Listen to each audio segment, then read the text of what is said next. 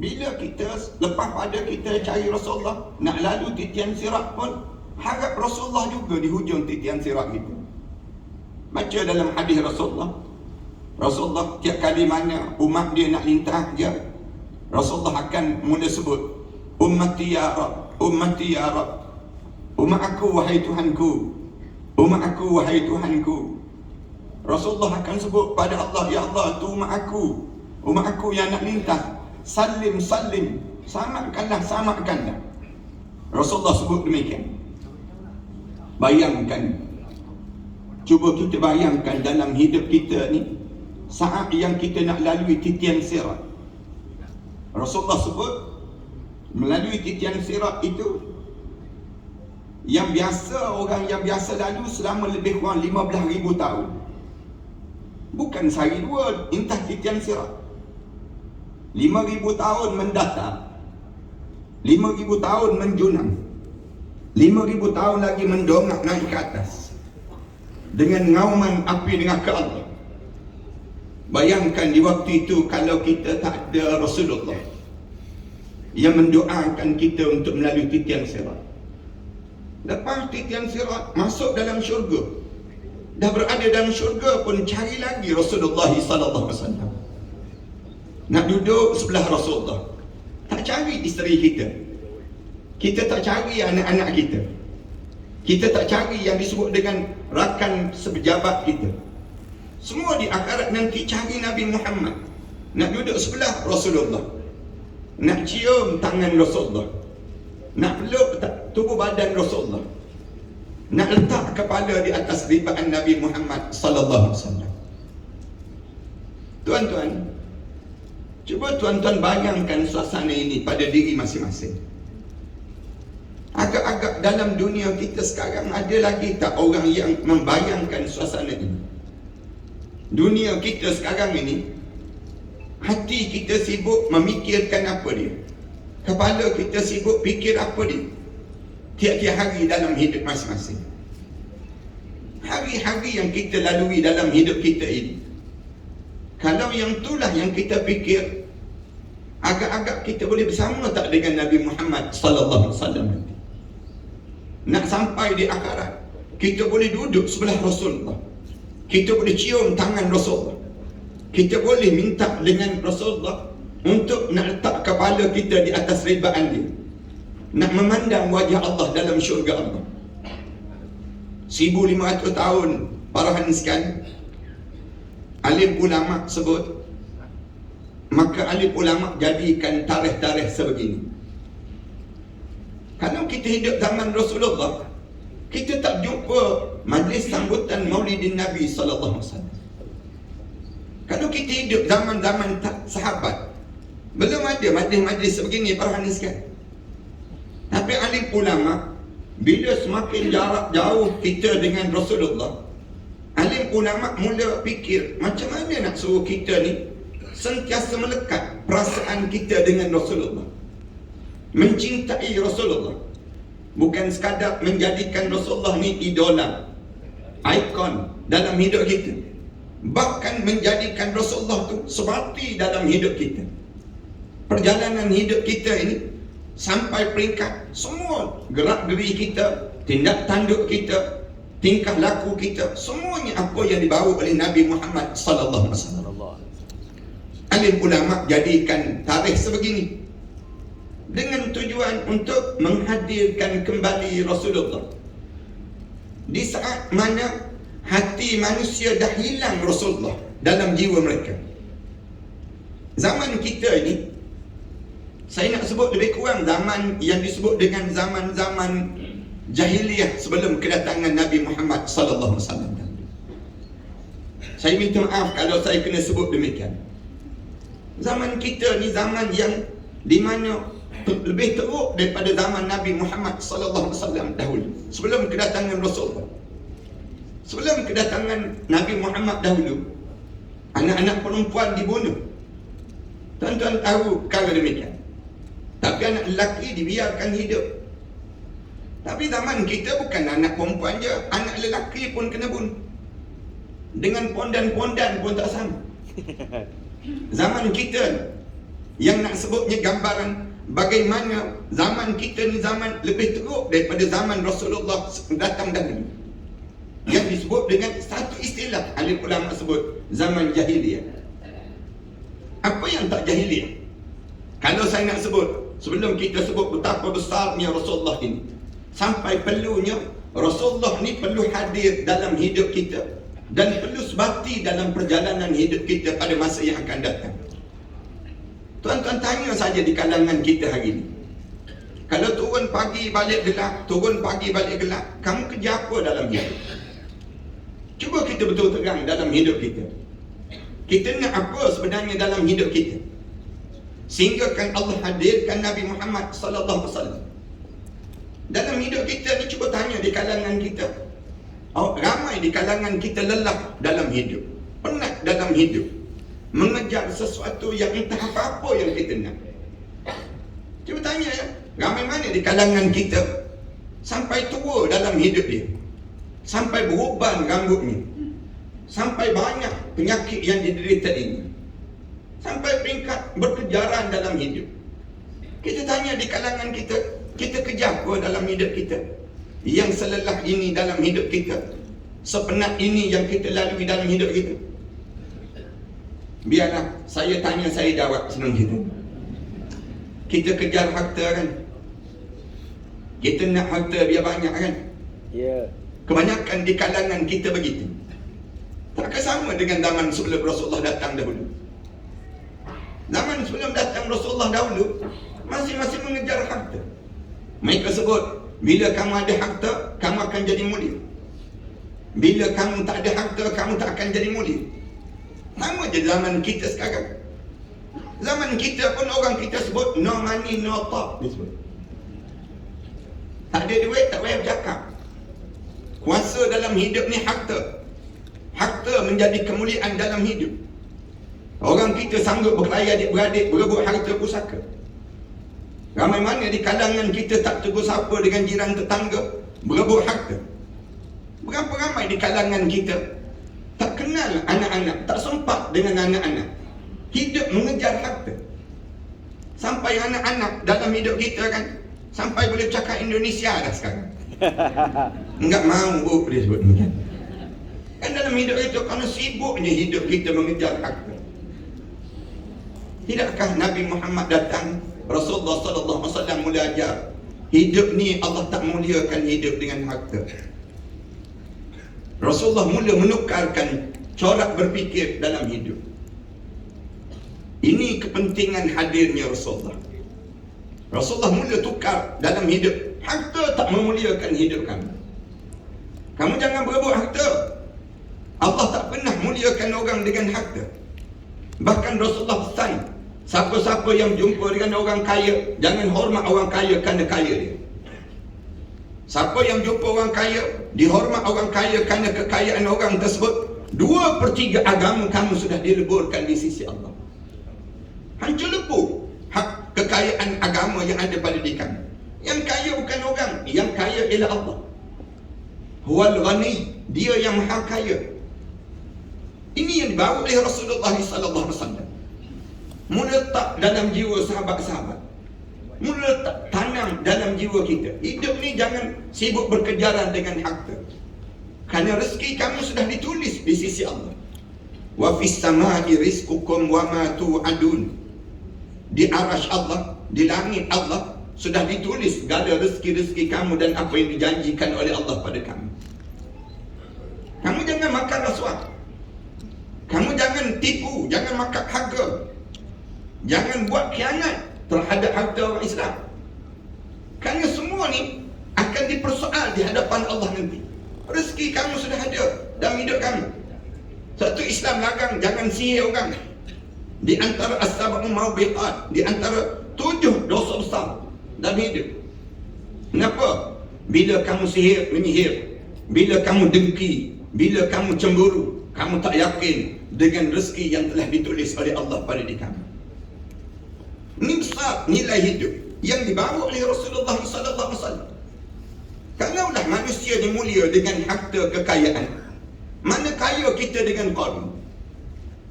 Qarun jauh lebih kaya daripada kita kan? Rasulullah ajar, Qarun kaya tak kaya Qarun, yang bawa anak kunci gedung kekayaan Qarun sebanyak lebih kurang 400 ekor kuda. Yang bawa anak kunci je, bukan bawa harta kekayaan. Bawa anak kunci je baru. Tapi bagaimana Allah jadikan pada Qarun? Qarun satu-satu makhluk yang boleh buat emas. Atas dunia ni mana ada orang boleh buat emas? Kita mana boleh buat emas? Buat face mask boleh tak? Nak buat emas, mana pandai di kalangan kita. Allah tak muliakan Qarun dengan kekayaan dia. Allah tenggelamkan Qarun dalam muka bumi sedalam 70 hasta. Setiap kali mana terbit matahari, terbit je matahari, tenggelam 70 hasta dalam muka bumi. Terbit lagi matahari, tenggelam lagi 70 hasta dalam muka bumi. Datang orang kita sibuk buat program mencari harta Qarun. Elok Qarun tenggelam, kita sibuk cari. Hidup ni kita cari apa dalam hidup kita? Cuba tuan-tuan, ibu-ibu dan ayah-ayah, kalian balik ke rumah, kalian pegang tangan pasangan hidup kalian. Kalian tanya di kalangan kita, kita sebenarnya rumah tangga ni kita berkejaran untuk apa? Kita nak apa dalam hidup kita? Saya nak sebut betapa besarnya peranan Rasulullah dalam hidup setiap di kalangan kita, membetulkan jalan hidup. Ada yang jawab, saya tak kejar harta Ustaz. Habis kamu kejar apa? Saya kejar tahta Ustaz. Saya berebut nak pegang jawatan. Saya nak kedudukan. Ini pun yang dikejar oleh makhluk manusia sebelum kedatangan Rasulullah sallallahu alaihi wasallam. Sebelum Rasulullah datang dahulu, zaman jahiliah dahulu, orang kejar jawatan, berebut nak menjadi ketua. Zaman kita sekarang pun sama juga, orang kita berebut jawatan, dirasakan kemuliaan dalam hidup. Jawatan bukan besar pun, jawatan kecil pun orang kita berebut. JKKKKKKK, jawatan paling halus orang kita berebut. Dia rasa bangga dengan jawatan. Rasulullah datang, Rasulullah membetulkan jalan hidup. Rasulullah ajar jawatan tidak memuliakan seseorang. Siapa pegang jawatan, dia kena ingat, dia sedang memegang satu tanggung yang kena jawab depan Allah. Peganglah jawatan apa pun. Para haniskan jaga ingat, bila para haniskan pegang jawatan dalam hidup kita ni, kita jadi mulia. Dengan kita pakai ribbon, dengan kita ada kedudukan, dengan kita ada jawatan pada kita, kita jadi mulia. Tak. Lagi besar jawatan kita, lagi penat kita depan Allah. Rasulullah ajar demikian. Siapa-siapa yang pegang jawatan dia, tuan-tuan jadi pengurus, tuan-tuan kena jawab di bawah tuan-tuan. Berapa orang yang tak semayang? Berapa orang? Kan ramai pula letak jawatan hari ni, tuan-tuan. Saya sebut-sebut macam ni, semua pakar letak jawatan Ustaz. Lagi besar kita pegang, lagi penat kita jawab depan tu. Berapa orang yang tak tutup aurat? Berapa orang yang tak semayang? Kena tanya para haniskan. Berapa orang yang minum arak? Berapa orang yang sadar? Tu tak tanya lagi, berapa orang yang minum air ketum? Di bawah pengurusan kita, dalam perda kita, bisa contoh. Tu Allah akan tanya, akan disoal di hadapan Allah. Bayangkan jadi suami orang pun lari di pada mahsyar Allah, jadi isteri orang pun lari di pada mahsyar Allah. Kenapa nak lari? Jadi anak orang pun lari di pada mahsyar Allah. Yauma yafirrul mar'u min akhihi wa ummihi wa abihi wa sahibatihi wa banihi likulli imri'in minhum yawma idzin sya'nun yughni. Hari masing-masing melarikan diri. Suami melarikan diri daripada isteri, isteri melarikan diri daripada suami, anak-anak lari daripada mak ayah di pada mahsyar nanti. Kecuali illa man atallaha biqalbin salim, kecuali orang yang datang hati dia tenang, dia tak lari.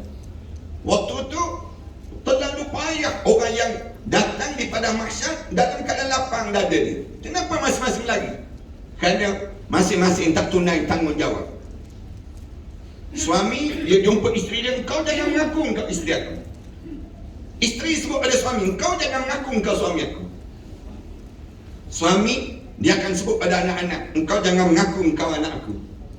Anak-anak akan sebut pada mak ayah, engkau jangan mengaku engkau mak ayahku. Semua tak nak mengaku di pada mahsyar Allah. Kenapa tak nak mengaku? Kerana tak tunai tanggungjawab. Melaksanakan tanggungjawab terhadap jawatan tahta yang dimiliki waktu mana kita hidup di dunia. Kalaulah jawatan ni jadi mulia, yang kita rebut di kalangan kita, patutnya kita ni kena rasa bangga kalau kita tidak ditolak untuk memegang satu jawatan itu. Tapi berapa ramai orang kita sanggup berbuat sesuatu untuk nak pegang jawatan itu, nak pegang kedudukan itu. Dia tak rasa satu tanggungjawab yang besar di belakang. Padahal kalaulah jawatan ini menjadi kemuliaan hidup, mana besar jawatan kita dengan jawatan Fir'aun. Fir'aun kan jauh lebih besar daripada kita kan. Besar tak besar jawatan Fir'aun, sampai Allah rakam mulut Fir'aun waktu mana dia mengaku ya Tuhan. Dia sebut ana rabbukumul a'la, aku Tuhan yang paling agung. Waktu mana Fir'aun mengaku jadi Tuhan, terkejut Iblis. Iblis terkejut. Kata Iblis. Ada juga makhluk manusia pergi mengaku jadi Tuhan. Aku sendiri pun tak mengaku jadi Tuhan. Iblis pun sudah diri senang cerita. Kenapa Fir'aun mengaku jadi Tuhan? Kenapa Fir'aun mengaku sebesar itu jawatan? Kerana dia tak pernah rasa sakit. Di antara sebab kenapa dia rasa hebat dalam hidup ni, Fir'aun kencing mani tak pernah kena. Fir'aun Covid tak ada Covid. Dalam hidup Fir'aun tak pernah bersin. Disebut dalam kitab tak pernah bersin. Dalam satu kitab sebut Fir'aun tak pernah menguap. Menguap pun tak pernah. Kita ni cuba tunggu kejap-kejap lagi.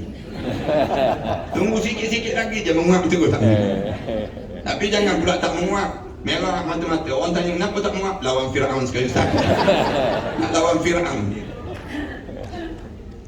Bagaimana Allah jadikan kemuncak hidup Fir'aun? Allah tenggelamkan Fir'aun dalam lautan dan disimbolkan inilah manusia yang paling kejam hidup. Hidup dia cikit darah orang, dia mampus pun dia cikit lagi darah kita. Sampai hari ni kan Fir'aun kejam dengan kita. Nak tengok mumia dia pun kena bayar 70 pound seorang. Kan nak masuk dalam muzium Fir'aun tu di Mesir tu. Kalau tuan-tuan pergi ke Ramses, tuan-tuan pergi ke tempat muzium Fir'aun tu, kena bayar lagi. Nak masuk tu kena bayar lah. Nak masuk tengok mumia Fir'aun tu kena bayar lagi. Kejam Fir'aun. Hidup cikit darah orang, mampus pun cikit lagi darah kita. Nak gambarkan tentang bagaimana manusia yang ada rasa tahta dia, tapi Allah hinakan dia demikian. Habis tu kalau kita tak kejar harta, tak kejar tahta, kejar apa dalam hidup? Mengejar rupa orang ni. Kejar rupa. Ni kejaran di kalangan kita, di antara orang kita berkejar sangat nak suruh jadi cantik sepanjang masa. Terlampau obses dengan kecantikan, sehingga kan toke-toke kosmetik tu kaya-raya sekarang. Saya minta maaf nak sebut demikian. Orang perempuan kan sentiasa terkena dengan ujian ini, ujian kecantikan. Toke-toke kosmetik sibuk bagi tahu, salahkan kecantikan anda, tunjukkan kecantikan anda. Yang dia tu tak cantik-cantik langsung, dia beria nak suruh kita tunjuk kecantikan kita. Yang lelaki sibuk nak berbadan sadu. Sadu, tahu maknanya sadu? Sasa bodoh dia punya. Minta maaf lah. Rela tak makan nasi, makan telur dia satu biji sehari. Rela tak datang sembahyang maghrib, pergi gym betulkan badan, nak suruh badan berketul. Rela tak datang sembahyang isyak berjemaah, nak kayuh basikal ni, nak main bola futsal ni, tengah-tengah malam main bola lagi, tengah-tengah malam kayuh basikal lagi. Kamu nak bangun pukul berapa untuk tahajud dalam hidup kamu? Kalau pukul 12 tengah malam kayuh basikal lagi. Kalau pukul 12 tengah malam main bola lagi, berada di restoran lagi pada saat demikian. Kamu nak bangun tahajud pukul berapa dalam hidup kamu? Sibuk dalam kehidupan kita. Dah cantik dah badan, body dah berketul-ketul dah. Untuk apa? Untuk apa? Kalau body kita dah nampak cantik dah sekarang. Dia jawab, untuk pakai seluar dalam naik atas pentas Ustaz. Nak tunjuk body. Tak ada nilai langsung dalam hidup. Rasulullah datang, Rasulullah betulkan semua konsep tujuan hidup. Rasulullah kemudian datang, Rasulullah betulkan hidup ni jangan kejar harta, jangan sibuk mengejar tahta, jangan sibuk untuk mengejar rupa. Rupa tidak menjadi nilaian di sisi Allah. Kalaulah nilaian di sisi Allah rupa, nescaya hinalah Bilal bin Rabah, nescaya tiada maknalah Sa'ad bin Mu'az radhiyallahu anhu, nescaya buruklah rupa paras Julaibib radhiyallahu anhu. Rasulullah mula datang, Rasulullah sebut, Allah tak pandang wajah kami. Inna Allah la yanzur ila aswarikum wa ajsamikum. Allah tak pandang pun luaran kami, biada tak dalam hidup kami, hebat macam mana pun pengajian kami, kedudukan kami, Allah tak pandang pun kami. Tapi yang Allah pandang apa dia? Walakin yanzur ila qulubikum. Tapi yang Allah nak pandang ialah hati kamu. Hati inilah yang cuba diolah oleh Rasulullah untuk mengejar yang lebih bernilai dalam hidup. Kejar apa? Rasulullah mula ajar, hidup ni mesti mengejar, jangan kejar harta, jangan kejar tahta, jangan kejar rupa. Sebaliknya hidup ni mesti menjadi pengejar syurga. Siapa yang tak kejar syurga, kejap lagi dia jumpa neraka. Apa makna dalam hidup? Kalau kita dapat rumah besar di dunia, jawatan mewah, jawatan kita hebat di dunia, segala benda kita ada atas dunia, bila kita masuk kubur hari pertama je, terus masuk dalam neraka Allah SWT. Apa makna hidup? Apa makna hidup? Dalam hidup kita memiliki anak-anak yang cantik, rupa paras yang cantik, tapi waktu mana menghadap depan Allah, pucat lesi masuk dalam neraka Allah SWT. Apa makna dalam hidup kita? Memaknai hidup ini menyebabkan alim ulama sebut perlu kita kenal siapa yang membawa kita untuk kenal makna hidup. Itu Nabi Muhammad sallallahu alaihi wasallam. Nabi Muhammad ini perlu dikenali. Kalau kita tak kenal, kita tak cinta Rasulullah, kita tak akan menjadi manusia yang beriman dengan apa yang dibawa oleh Rasulullah. Ini bahaya dalam hidup. Ramai mana orang yang beriman dengan harta, orang beriman dengan tahta, orang tak beriman lagi kepada apa yang dibawa oleh Rasulullah. Beriman dengan apa yang dibawa oleh Rasulullah inilah makna menyambut kelahiran Rasulullah dan menyambut saat kewafatan Rasulullah. Dua-dua yang sedang berlaku. Apa makna kita sambut Maulid Rasul, tiba-tiba kita lawan Rasulullah? Apa makna kita menyambut Maulid Rasul, dalam masa yang sama kita tak nak ikut apa yang dibawa oleh Rasulullah? Tak ada maknanya dalam hidup. Makna hidup ini, makna kita boleh hidup di atas dunia ini bila kita kenal siapa yang dicintai oleh Allah di atas muka bumi ini, untuk membawa kita, layak kita ke dalam syurga Allah. Allah sebut demikian, qul in kuntum tuhibbunallah fattabi'uni yuhibbukumullah. Katakanlah wahai Muhammad, kalau ada orang yang hidup dia mencintai kepada aku, sebut fattabi'uni, kamu ikut apa yang dibawa oleh Rasulullah, yuhibbukumullah, kamu akan dicintai di sisi Allah. Inilah makna idola dalam hidup kita. Waktu mana Sayyidina Umar Al-Khattab radhiyallahu anhu, dia datang bagi tahu Rasulullah, ya Rasulullah, aku cinta pada kamu ya Rasulullah, macam aku cinta kepada ibu dan ayah aku. Rasulullah jawab terus pada Sayyidina Umar, bukan demikian Umar, cinta kamu dengan aku bukan begitu. Sayyidina Umar terduduk. Habis itu, ya Rasulullah, aku cinta pada kamu ya Rasulullah, bagaikan aku mencintai isteri dan anak-anak aku ya Rasulullah. Rasulullah jawab, bukan demikian Umar, cinta yang aku maksudkan bukan begitu dengan aku.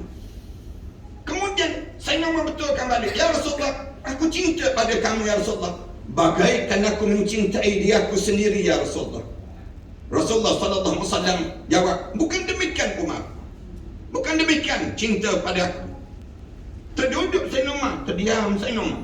Lalu Rasulullah sebut, cintailah aku lebih daripada kamu cintai keluarga kamu, lebih kamu cintai yang disebut dengan jasad kamu, lebih daripada kamu cintai keluarga kamu dan ibu ayah kamu, wan nasu ajma'in, dan seluruh manusia atas dunia ini sendiri. Sehingga kan Rasulullah SAW duduk dengan sahabat-sahabat. Rasulullah sebut pada sahabat-sahabat, sampaikan salam aku pada orang yang mencintai aku, ya. Sampaikan salam aku kepada orang yang mencintai aku. Sahabat-sahabat tanya Rasulullah, apakah ada lagi orang yang lebih mencintai daripada kamu, lebih daripada kami mencintai kamu, ya Rasulullah? Sahabat tanya Rasulullah, ada lagi ke, ya Rasulullah, yang kami ni betul-betul hidup cinta pada kamu, kemudian kamu sampaikan salam pada orang yang lebih mencintai daripada kami ni, ya Rasulullah? Ada lagi ke, ya Rasulullah? Rasulullah jawab, ya. Rasulullah ada. Rasulullah sebut salam. Rasulullah kata, tuba liman ra'ani wa yu'minu bi. Beruntung kamu, beruntung di kalangan kalian jika kalian melihat wajah aku, kalian duduk dengan aku, kalian hidup bersama dengan aku, kemudian kalian beriman dengan apa yang aku bawa. Kemudian Rasulullah sebut 3 kali, wa tuba, wa tuba, wa tuba. Beruntunglah dan beruntunglah dan beruntunglah liman lam yarani wa yu'minu bi. Orang yang tak pernah melihat wajahku, kemudian dia benar-benar mencintai aku. Siapa yang tak pernah lihat wajah Rasulullah? Kita. Lebih hebat daripada orang yang melihat wajah Rasulullah, kemudian mencintai Rasulullah. Kenapa Rasulullah sebut demikian, para hadirin? Kalau kita tanya lagi, kenapa Rasulullah boleh sebut macam tu? Sebab waktu mana kelahiran Rasulullah sallallahu alaihi wasallam, nak kira kelahiran Rasulullah, bukan kita orang yang pertama yang menyambut kelahiran Rasulullah. Ada orang yang mencintai Rasulullah yang menyambut kelahiran Rasulullah. Siapa dia? Yang pertama, kalau kita baca dalam sejarah, Abu Lahab. Abu Lahab di antara orang yang pertama yang menyambut kelahiran, awal kelahiran Rasulullah. Sukanya Abu Lahab waktu mana kelahiran Rasulullah sallallahu alaihi wasallam, sampai peringkat waktu mana lahirnya Rasulullah sallallahu alaihi wasallam ini, sampai dia merdekakan Suhaibah Aslamiyah. Suhaibah bagi tahu pada Abu Lahab, Abu Lahab, kamu dapat anak saudara yang baru, namanya Muhammad. Cantik orangnya, handsome orangnya, dalam keadaan siap bersunat lagi waktu mana kelahiran. Tak ada lagi orang yang demikian. Abu Lahab sebut, iya betul, bawa jasad, dibawa jasad Rasulullah. Sebut terus, Abu Lahab sebut, aku merdekakan kamu, wahai Suhaibah Aslamiyah. Gembiranya sangat dia dengan kelahiran Rasulullah. Ambil jasad Rasulullah, tawaf di Baitullah sebanyak 7 kali. Sambil tawaf sebanyak 7 kali, junjung jasad Rasulullah. Bukannya pegang peluk begitu, tak, junjung. Sambil junjung tersebut, hadza ibni wa hadza fakhri, ini anak saya. Dia tak sebut ini hadza ibnu akhi, ini anak saudara saya. Dia sebut hadza ibni, ini anak saya, wa hadza fakhri, ini kegembiraan saya. Paling gembira, satu benda kebanggaan dalam hidup saya.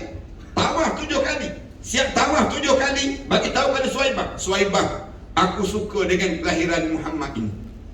Aku merdekakan kamu, dan aku nak bagi tahu pada kamu, aku nak jemput orang penduduk Mekah. Aku nak sembelih 17 ekor unta pada hari ini untuk diagih-agihkan daging-daging, diberi kepada mereka kerana kegembiraan lahirnya Muhammad ini sendiri. 17 ekor unta, tuan-tuan. Kita hari ini berapa ekor unta? Hari ini kalau ada bihun pun satu rahmat pada diri kita. Nak sebutnya jauh beza kita dengan Abu Lahab. Tapi bagaimana Abu Lahab jadikan pada Rasulullah? Bila Rasulullah jadi Nabi dan Rasul, dialah orang pertama yang menentang Rasulullah. Apa makna menyambut kelahiran Rasulullah tapi lawan Rasulullah? Sampai turun ayat Al-Quran Karim, tabbat yada abi lahabin wa tab. Allah sebut celaka kedua tangan Abu Lahab, dan celakalah 2 kali Allah sebut watab, katanya Allah. Ma aghna anhu maluhu wa ma kasab. Tak ada nilai harta kekayaan dia, segala usaha dia dalam hidup dia apabila dia lawan Nabi Muhammad sallallahu alaihi wasallam. Dia bukan tak kenal Rasulullah, dia kenal Rasulullah. Tapi Tapi kita jangan jadi macam Abu Lahab. Kita jangan jadi macam tunjuk seolah-olah kita cinta Rasulullah, tapi kita lawan Rasulullah. Dan jangan jadi macam Abu Talib. Abu Talib bukan dia tak kenal Rasulullah, dia kenal Rasulullah. Tapi waktu mana Rasulullah pujuk Abu Talib, pak saudara dia, jaga Rasulullah daripada usia 8 tahun. Lepas pada wafatnya Aminah, wafatnya Abdul Muttalib, kemudian Abu Talib Rasulullah pilih untuk duduk dengan dia, membesar. Dia bukan tak kenal Rasulullah, dia yang membesar Rasulullah, dia yang membawa pinangan untuk kahwin dengan Khadijah binti Khuwailid. Tapi bila Rasulullah jadi Nabi dan juga Rasul, dia yang tahankan Rasulullah. Tapi bila Rasulullah ajak dia bersama dengan Islam, kenapa dia tolak? Abu Talib tolak kan? Sampai dekat nak meninggal dunia tu, dekat nak wafat tu, suasana yang Rasulullah pujuk dia, Abu Talib, pakcik, tinggal pakcik seorang lagi tak beriman pada Allah. Isteri pakcik Fatimah binti Asad dah beriman pada Allah. Pakcik bayangkan anak lelaki bongsu pakcik Ali bin Abi Talib dah beriman pada Allah. Anak perempuan pakcik Ummu Hani dah beriman pada Allah. Tinggal pakcik seorang lagi tak beriman pada Allah. Sebab pakcik asyhadu an la ilaha illallah wa anni Muhammad Rasulullah. Rasulullah pujuk Abu Talib, geleng kepala Abu Talib, Muhammad, aku tahu syurga tu betul, neraka tu betul, apa yang kamu bawa tu betul, segala apa yang kamu sebut tu semua betul Muhammad. Tapi biarlah aku seorang mati dalam keadaan tak beriman pada Allah. Allahu Akbar. Menangis teresa-esa Rasulullah, angkat tangan doa pada Allah, ya Allah tolong selamat pakcik aku seorang. Turun ayat Quran tegur Rasulullah, innaka la tahdi man ahbabta walakin Allah yahdi man yasha. Wahai Muhammad, kamu tak layak memberi hidayah pada siapa yang kamu sayang. Walakin Allah yahdi man yasha, tapi Allah lah yang layak memberi hidayah pada siapa yang Allah kehendaki. Baru Allah faham barang sekalian, kita ni kan sayang sahabat-sahabat kita. Marilah dengar kuliah kejap kita sebut. Marilah hari tengah-tengah hari Zuhur sekejap je, bukan lama pun, duduk dalam majlis ilmu, sayang kita. Tapi kalau Allah tak buka hati, nak buat macam mana? Walakin Allah yahdi man yasha. Allah lah pilih siapa yang Allah nak bagi hidayah pada seseorang dalam hidup kita. Contohnya hidup orang yang mencintai Rasulullah sehingga dia beriman dengan Rasulullah, beriman dengan apa yang bawa dia Rasulullah. Siapa dia? Khadijah binti Khuwailid, Bilal bin Rabah, sahabat-sahabat yang nama-nama deretan yang penuh keindahan. Nama-nama mereka tersebut di antara figura-figura yang hebat dalam kehidupan Rasulullah, yang sewajarnya untuk menjadikan contoh dan qudwah dalam kehidupan kita. Bagaimana mencintai Rasulullah sebenarnya? Khadijah binti Khuwailid, saya buat contoh yang mudah. Kalau orang perempuan nak jadilah kalian bagaikan Khadijah, bagaikan Aisyah, bagaikan Hafsah, bagaikan Sufiyah, dan berapa ramai lagi isteri Rasulullah yang lain, untuk dijadikan figura-figura yang baik dalam hidup kita, dijadikan idola-idola yang contoh. Inilah orang yang benar-benar mencintai Rasulullah.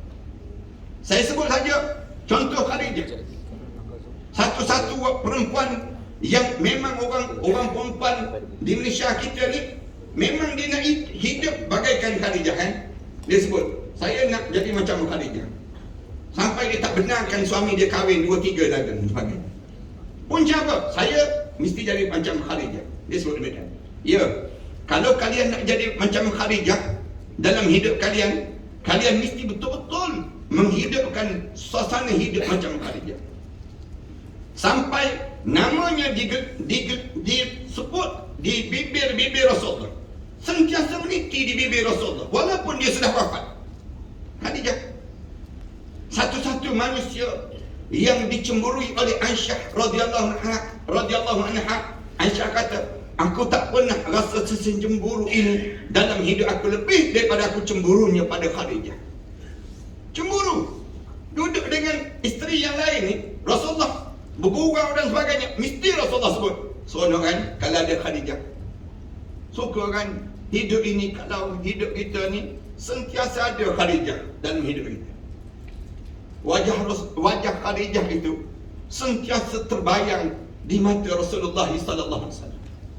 Khadijah binti Khuwailid. Sampai Aisyah, bila asyik nama Khadijah disebut Aisyah ni, dia simpan perasaan tu, nak marah tu, dia bingkak bangun. Tinggalkan Rasulullah. Bila pergi ke dapur, masak. Ni cara orang perempuan dia nak tenangkan diri. Dia akan masak. Kalau perempuan tak nak masak tu, ada masalah lah tu dia. Dia panggil demikian. Bila dia nak tenangkan diri, dia akan masak. Bila dia masak, tengah masak tu, Rasulullah datang. Rasulullah tegur balik Aisyah. Aisyah, kamu buat apa? Aisyah jawab, masak ya Rasulullah. Kamu masak tu kuah biar banyak ya. Kuah tu biar banyak, dia satu periuk kuah. Isi sikit tak apa. Aisyah tanya, untuk apa ya Rasulullah? Kita berdua je kan? Kenapa kita perlu untuk banyak sangat kuah? Banyak sangat. Dengan demikian, Rasulullah jawab, untuk kawan-kawan Khadijah. Tertuduh Aisyah. Nak marah Allah saja yang tahu. Pergi depan Rasulullah, pegang tangan Rasulullah. Rasulullah, kenapa nama perempuan yang sudah wafat itu sentiasa meniti di bibir kamu ya Rasulullah? Kenapa nama itu sentiasa terulang di wajah kamu ya Rasulullah? Kalimah kamu sebut Khadijah. Kenapa kamu tak sebut nama yang masih hidup ni ya Rasulullah? Nama yang sudah wafat itu, dia dah wafatkan ya Rasulullah. Marahnya Aisyah. Rasulullah berubah wajah Rasulullah. Rasulullah tanya Aisyah, kamu cemburu Aisyah? Rasulullah tanya. Aisyah jawab, ya Rasulullah, saya cemburu ya Rasulullah. Rasulullah sebut balik, Aisyah, kamu tahu siapa Khadijah dalam hidup aku? Rasulullah tanya balik, kamu tahu siapa Khadijah dalam hidup aku? Aisyah jawab, siapa ya Rasulullah? Sehingga kan begitu, satu-satunya perempuan yang beriman kepada Allah, saat mana orang lain tak beriman lagi pada Allah, dialah perempuan yang pertama yang membawa kebenaran Islam ini dengan keimanan yang jitu dalam jiwanya.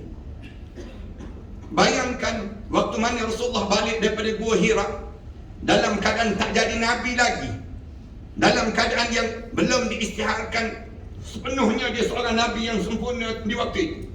Balik dalam keadaan menggigil, Zammiluni, simutilah aku. Diambil kain semut, dibalut tubuh badan Rasulullah. Khadijah ambil kain semut, balut tubuh badan Rasulullah. Bisik di telinga Rasulullah, sabar wahai suamiku, tentu Allah akan angkatkan darjat kamu. Allah akan dudukkan kedudukan kamu yang tertinggi di sisi Allah. Bagi semangat pada Rasul. Allahu Akbar. Kita kan, kalau kita tempat Rasulullah kan, kalau kita balik macam tu juga, sebut pada orang rumah, simut abang. Agak-agak orang rumah kita simut tak? Simut tuan-tuan, simut. Dia ambil kain simut, dia simut. Sambil simut tu dia bisik kat telinga kanan kita. Siapa yang suruh pergi duduk dalam gua tu siapa suruh? Elok orang tak duduk tempat macam tu, kita pergi duduk. Nah, kena sampuk lah tu. Mesti kita kena demikian. Bayangkan kita balik lewat sikit masjid pun kena marah dah. Nak gambar, bukan orang Fedan ni, bukan orang Fedan ni. Nak sebutnya gambaran bagaimana sikap yang ada. Kamu tahu siapa Khadijah dalam hidup aku? Diam Aisyah. Senyap je Aisyah.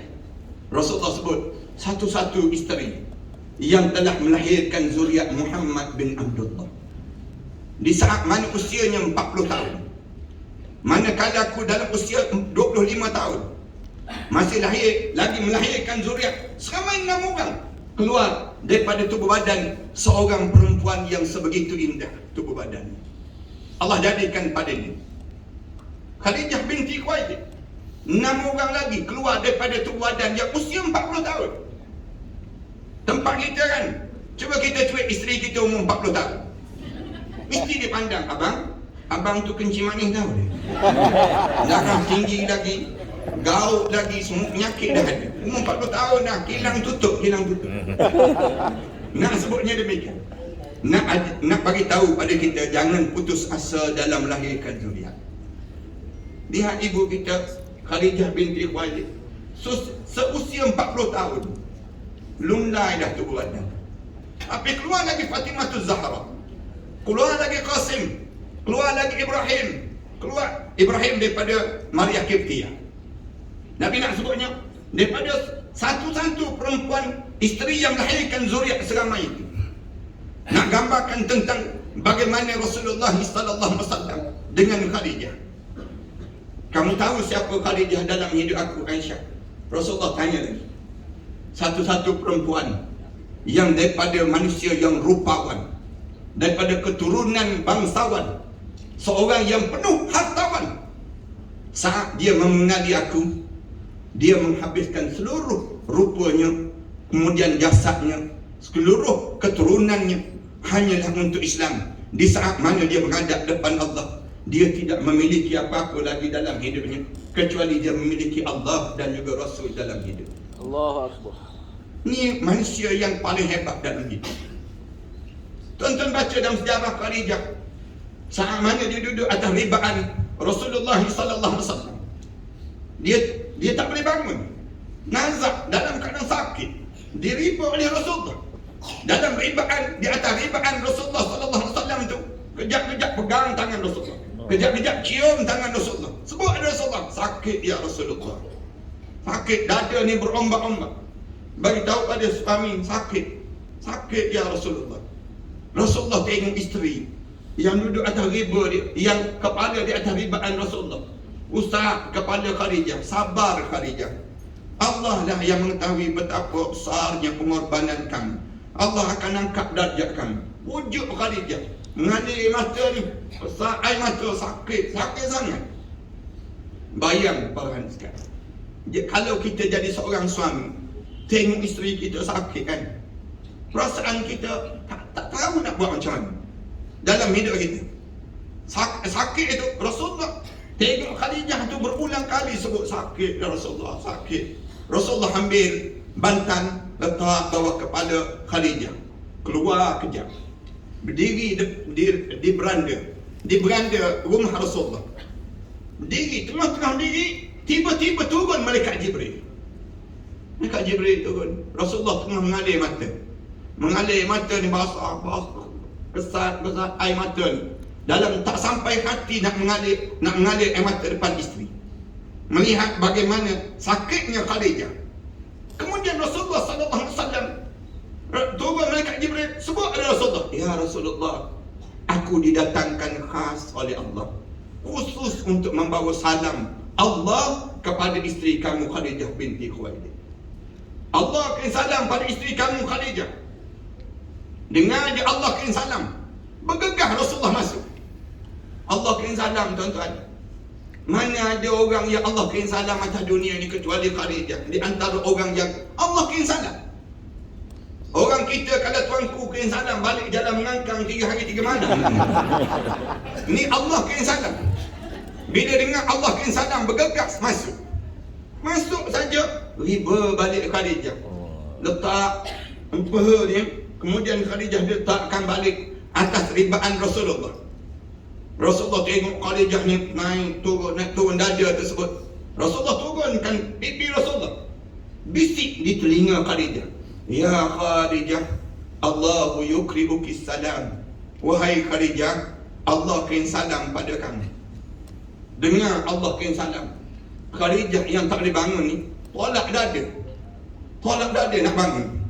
Angkat tangan dua-dua belah, sebut Allahumma antas salam wa minkas salam wa ilaika ya'mudus salam fahayyina rabbana bis salam wa adkhilna jannata daras salam tabarakta rabbana wa ta'alaita ya dzal jalali wal ikram.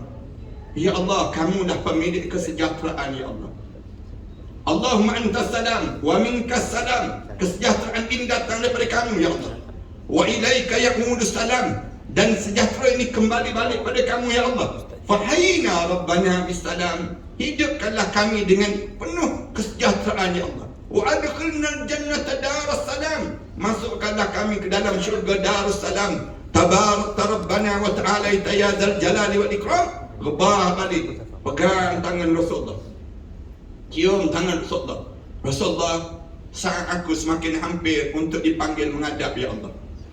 Ya Rasulullah, kala mana kamu bawa Islam? Suatu hari nanti ya Rasulullah, Tidak ada lagi orang yang bersama dengan kamu ya Rasulullah. Kamu tolong kenang namaku. Khadijah binti Khuwailid tetap bersama dengan kamu ya Rasulullah. Ya Rasulullah, kalau mana kamu bawa Islam satu hari nanti, tiba-tiba tak ada apa lagi yang kamu miliki dalam hidup kamu untuk membantu kamu ya Rasulullah, kamu tolonglah datang ke kuburan aku. Ini dibincang oleh para alim ulama. Cerita, kamu datang ke kuburan aku, kamu gali kubur aku, kamu ambil tulang-tulang aku, kamu jual ke pasar ya Rasulullah. Ya Allah. Kamu gunakanlah duit-duit tersebut untuk kerja-kerja Islam ya Rasulullah. Allahu Akbar. Dengar je keadaan mereka menangis teresak-esak Rasulullah. Inilah manusia yang hidup benar-benar mencintai Rasulullah. Orang kita kalau nak meninggal dunia dia nak sebut macam tu. Pegang tangan suami, ingat ya bang, jangan kahwin lain ya. Abang kahwin lain saya jadi hantu maklimah balik ke rumah. Saya kejar abang. Nak sebutnya, yang tu je yang kita fikir. Ada kita fikir terhadap perjuangan Islam. Sebab tu alim ulama dia sebut, mencintai Rasulullah ni penting untuk kita beriman kepada apa yang dibawa oleh Rasulullah. Kalau kita tak mencintai Rasulullah, payah kita nak beriman dengan apa yang dibawa oleh Rasulullah. Jangan berhenti untuk bercinta dengan Rasulullah saja, tetapi mesti sampai peringkat mengimani apa yang dibawa oleh Rasulullah. Ini konsep menyambut Maulid Rasul. Tak ada maknanya kita cinta Rasulullah tapi kita lawan Rasulullah. Tak ada maknanya dalam hidup kita. Kita sebut di bibir kita selawat, kita bukan main lagi buat macam-macam gaya. Tiba-tiba kita tak iman, tak bawa apa yang dibawa oleh Rasulullah. Kalau ditanya macam mana Ustaz dalam masa yang terbatas ini, nak solah dalam jiwa kita ni perasaan benar-benar Rasulullah. Yang pertama, selawat jangan tinggal. Alim ulama ajar demikian. Selawat ni di bibir kita je. Sebab apa? Bila kita berselawat, kita mula memperkenalkan diri kita pada Rasulullah. Tiap kali mana kita berselawat, tiap kali itulah Rasulullah akan kenal kita. Bibir kita ni jangan berhenti, sentiasa memenuhkan bibir kita ni dengan kalimat Allahumma salli ala Muhammad wa ala ali Muhammad. Buatlah apa saja pun, dan jangan sindir orang yang banyak berselawat. Jangan pelekehkan orang yang banyak berselawat. Pujilah orang-orang yang sentiasa hidup dalam keadaan berselawat. Kenapa? Selawat ni satu-satu amalan yang Allah turut sertai buat sepanjang kita hidup atas dunia ini. Dengan amalan yang lain Allah tak sebut dia turut sertai dia buat. Sembahyang Allah suruh kita sembahyang tapi Allah tak sebut dia turut sembahyang. Allah suruh kita puasa tapi Allah tak sebut dia turut serta puasa. Tapi bila Allah suruh kita berselawat, Allah sebut innallaha wa malaikatahu yusalluna 'alan nabi ya ayyuhalladzina amanu sallu 'alaihi wa sallimu taslima. Selawat sampai perasaan kita ni penuh dengan kecintaan pada Rasulullah. Hingga kan kecil kecintaan yang selain daripada Rasulullah. Keluarga kita, isteri kita, anak kita, suami kita, adik-beradik kita, jauh lagi. Rasulullah menjadi keutamaan dalam kehidupan kita. Hari-hari kita dengan Rasulullah. Macam mana hari-hari kita dengan Rasulullah? Selawat. Sampai Rasulullah kata, sampai alim ulama sebut, selawat ni tak perlu pada kita khusyuk. Tak perlu pun kita ikhlas. Tak perlu pun. Bila kita sebut je, sambil-sambil kita dia Allahumma salli ala Muhammad, dapat dah pahala. Hebatnya amalan yang tak perlu ada wuduk, amalan yang tak perlu waktu mana kita bersih, wahai ibu-ibu yang dalam keadaan uzur, ataupun amalan yang tak perlu pada kita nak buat, hatta dalam kita mimpi pun bibir kita selawat pun dapat pahala. Allahu Akbar. Allah jadikan kelebihan besar nilai selawat ini. Ibadah di antara ibadah yang tak sengaja pun, kadang-kadang kita Allahumma salli ala Muhammad pun dapat pahala. Rasulullah sebut man salla alayya marrah sallallahu alaihi asyara. Bila kamu sebut nama Rasulullah sekali je, selawat pada Rasulullah sekali, Allah gandakan 10 kali Allah sebut nama kamu. Besarnya nilai yang pertama untuk mencintai Rasulullah. Ni Rasulullah ajar pada sahabat-sahabat. Bila sahabat-sahabat tanya, ya Rasulullah, kalau kamu tak ada nanti ya Rasulullah, kami merindui kamu. Kami nak buat macam mana Rasulullah? Rasulullah kata, selawat pada aku sebanyak mungkin. Rasulullah sendiri sebut bagi mencintai Rasulullah. Yang kedua, dalam hidup kita menghidupkan sunnah Rasulullah sallallahu alaihi wasallam. Hidup zaman akhir zaman ni, tolong hidupkan sunnah Rasulullah. Sunnah Rasulullah, dengar kuliah, duduk dalam majlis ilmu, sunnah Rasulullah. Tuan-tuan janganlah tuan-tuan tak hadir, tuan-tuan, majlis ilmu. Kalau di majlis ilmu yang dibuat pada setiap Isnin sampai hari Khamis tu, peluang tuan-tuan untuk duduk dekat dengan Rasulullah. Tuan-tuan jangan ingat kita ni habis masa pergi dengar majlis ilmu tak. Tapi bila tuan-tuan pergi hadir majlis ilmu yang dibuat dan disusun ini, tuan-tuan akan menunjukkan diri tuan-tuan sedang mencintai Rasulullah sallallahu alaihi wasallam. Ini besar dalam nilai hidup kita. Ini sunnah Rasulullah. Rasulullah dia sebut Allah akan suka dengan hamba yang duduk dalam majlis ilmu, dengan majlis ilmu.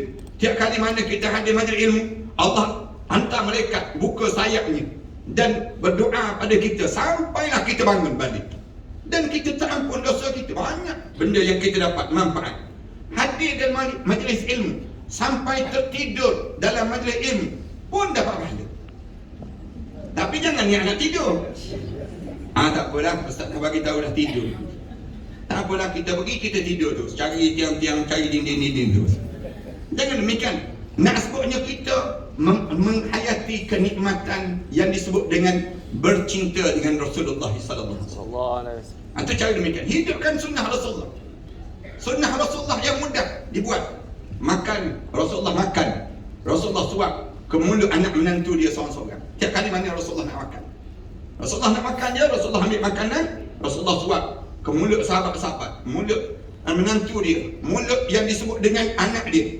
Pernah satu ketika Aisyah radhiyallahu anha cerita, Rasulullah ambil makanan, Rasulullah punya makanan, Rasulullah panggil Aisyah. Terawi Aisyah. Aisyah datang dekat dengan Rasulullah. Rasulullah kata, "Iftah kami." Buka bibir kamu Aisyah. Aisyah buka bibir dia. Rasulullah ludah dalam mulut Aisyah. Aisyah telan makanan yang telah dipunyah oleh Rasulullah sallallahu alaihi wasallam. Cuba try buat malam ni, Pak. Balik rumah malam ni buat juga. Cari daging-daging yang kenyal tu.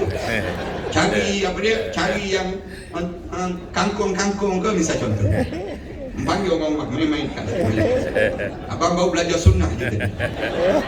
Rasa orang rumah angkat tangan dua-dua belah. Tak selera bang, tak selera. Dah dah gigi tak gosok. Isap rokok pula tu. Hilang terus sunnah Rasulullah. Jangan para sekalian. Saya minta betul-betul pada sahabat-sahabat saya, saudara-saudara saya, kalau kalian isap rokok, kalian berhentilah isap rokok. Tak jadi kecintaan Rasulullah pun. Tak ada kebaikan pun dalam hidup kita. Belajarlah untuk kita benar-benar mencintai Rasulullah. Rasulullah tak suka dengan orang yang berbau busuk. Farhan sekarang bayangkan dalam hidup kita, bau busuk, pakaian kita, orang pun benci. Farhan sekarang bayang orang isap rokok kan. Ni marahnya orang isap rokok ni merah telinga masing-masing. Menyesal pula datang hari ni. Atau macam ni pun tak datang tadi. Sebut kita isap rokok, duit kita dah habis dah. Bau badan kita busuk, orang pun tak suka dengan kita. Isap rokok ni sampai dalam tandas pun boleh isap rokok. Nak sebutnya gambaran tak ada adabnya, tak ada akhlaknya. Orang dalam tandas kan, saya sentiasa tension. Kalau masuk tandas, bau asap rokok. Rasa kita hilang perasaan nak malam. Masuk dalam tandas, dia relax je. Kat bawah belebung, dia kat atas. Nak sebutnya tak ada adabnya. Saya pernah sekali, saya dijemput ceramah jauh sikit. Orang hantar kereta dengan driver seorang. Tiba-tiba tengah jalan jauh sikit, driver tu dia tutup aircon, dia turunkan cermin. Saya kata, kenapa tutup aircon? Kenapa turun cermin? Saat saya nak isap rokok, saya mengantuk, dia sebut. Saya sebut, tak apa, tutup je cermin, pasang je aircon. Saya sebut pada dia, tak apa. Tak boleh Ustaz, lama-lama enjin aircon ni akan rosak Ustaz. Dia berbau lama-lama, rosak enjin ni sebut. Oh, dia tahu yang tu, yang dia tak tahu yang enjin dia sedang rosak. Nak sebut je gambaran orang kita. Ini dalam hidup kita, kita jaga akhlak kita dengan Rasulullah sallallahu alaihi wasallam. Dua. Yang ketiga, belajar hadis-hadis Rasulullah. Belajar hadis Rasulullah. Yang ada sekarang ni kan nak belajar 40 hadis. Pun tak apa dah. Belajarlah dalam hidup kita. Jangan kita tak belajar hadis Rasulullah. Bila kita belajar hadis Rasulullah, dia akan bawa kebaikan dalam hidup kita. Ni baru 40 hadis je baru. Banyak lagi hadis-hadis yang lain yang kita boleh belajar ni. Timbulkan rasa sayang pada Rasulullah.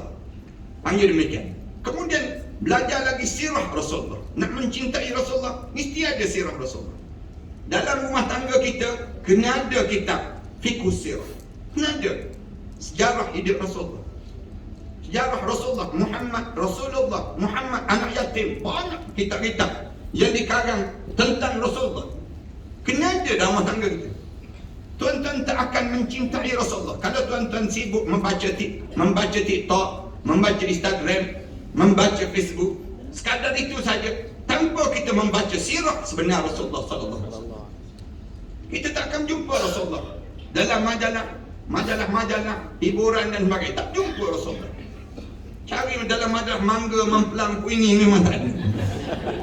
Cari Rasulullah dalam fiqhus sirah. Cari Rasulullah dalam sirah nabawiyah.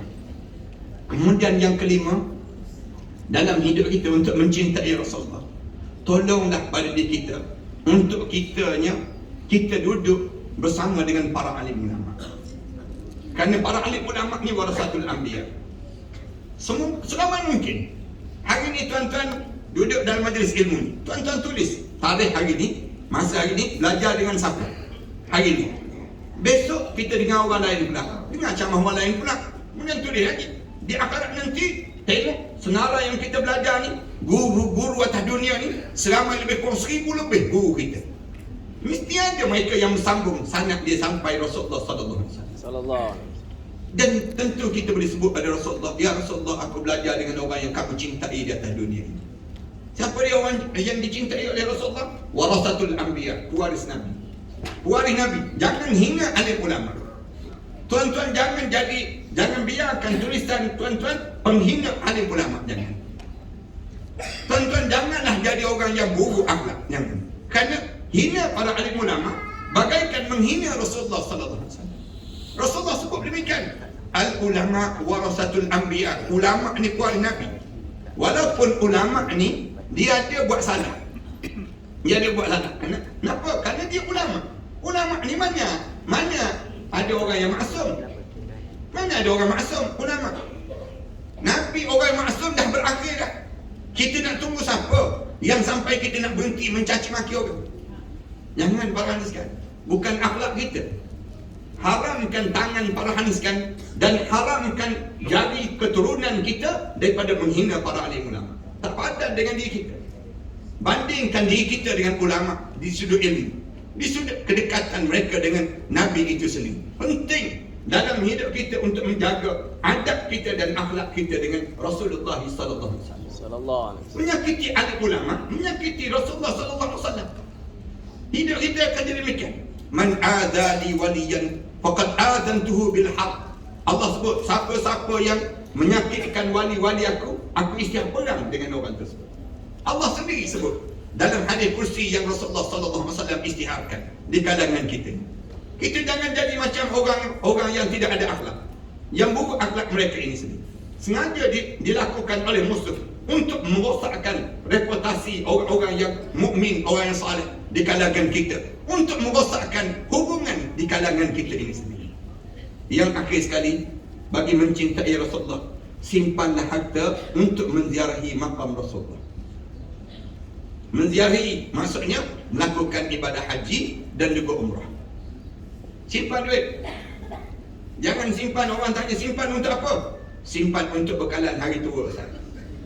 Siapa yang ajar? KLBSP, Ustaz. KLBSP ajar simpanan untuk bekalan hari tua. Untuk apa? Tanya orang dah tua, dah pencen dah. Dia nak guna untuk apa lagi duit yang banyak? Dah, kalau dah umur kita dah 60 tahun, 70 tahun, kita nak makan apa lagi dalam hidup kita yang kita tak makan? Nak makan daging tomahawk, gigi tak ada dah. Nak makan manis-manis, dah ada kencing manis. Nak makan shell out, kita dah ada go out dalam hidup kita. Sekarang duit yang ratus ribu yang kita dapat duit pencen tu untuk apa? Untuk apa? Ada orang dia kata balik kampung, dia nak buat rumah besar. Untuk apa lagi rumah besar di waktu mana kita pencet? Betul. Siap dia rumah besar, dia beli kereta besar. Tak puas hati lagi, kahwin isteri besar pula ni. Masuk rumah baru, seminggu je meninggal dunia dia. Dah kereta baru dapat pada isteri baru. Isteri baru pula kahwin, habis dia dah kahwin dengan suami baru. Suami baru pula tang-tang bawa kereta baru ni round kawasan kubur kita. Kita dalam kubur tu tengok macam-macam je kereta ni. Kalau dia round saja tak apa juga, dia horn tu sakit hati. Bila dia horn tu, rasa nak jadi hantu maklimah balik rumah tu. Menyakitkan gitu. Harta jangan disimpan untuk di dunia. Harta mesti diguna untuk akhirat. Mesti kita hantar ke akhirat. Salah satu cara hantar untuk akhirat, ziarah Rasulullah. Ziarah Rasulullah menghantar harta kita ke akhirat Allah. Itu cara demikian. Pergi diri dekat luar tu tengok kubah hijau tu pun sebut Assalamualaikum ya Rasulullah. Rasulullah jawab salam kita. Rasulullah jawab salam kita. Rasulullah kata siapa ziarah aku lepas pada wafatnya aku, wajibat lahu syafaati, wajib dia dapat syafaat aku di akhirat nanti. Besar nilai dalam hidup kita. Apa masalah dalam hidup kita? Membiarkan masa berlalu begitu saja tanpa kita menziarahi Rasulullah sallallahu alaihi wasallam. Pergi cari orang alim, orang saleh, tumpang dia. Ustaz, saya nak tumpang Ustaz pergi ke Mekah, ke Madinah. Jangan pergi begitu saja, jangan. Pergi dengan orang-orang yang tahu, orang yang warak, orang yang saleh. Kita tumpang kesalehan dia untuk jumpa dengan Rasulullah sallallahu alaihi wasallam. Itu cara yang terbaiklah di kalangan kita. Mudah-mudahan dengan cara ini bangkitnya rasa cinta. Kemudian di waktu ini kita sanggup berkorban apa saja demi cinta kita pada apa yang bawa oleh Nabi Muhammad sallallahu alaihi wasallam. Terima kasih di atas kesempatan ini. Mudah-mudahan Allah rahmati semua yang hadir ini. Mudah-mudahan semua yang hadir pada kali ini di antara ahli syurga Allah Subhanahu wa taala. Amin. Kita janji di kalangan kita kalau ada seorang pun yang tak boleh masuk dalam syurga Allah yang hadir pada tengah hari ini, terjanji untuk kita sama-sama bagi syafaat untuk tarik masuk dalam syurga Allah. Demikianlah tiap kali mana kita menghadiri majlis-majlis ilmu ini. Terima kasih di atas kesempatan yang baik ini. Mudah-mudahan Allah jadikan kita di kalangan hamba Allah yang saleh. Tuan-tuan kat belakang sana tu ada beberapa buah kitab yang saya karang.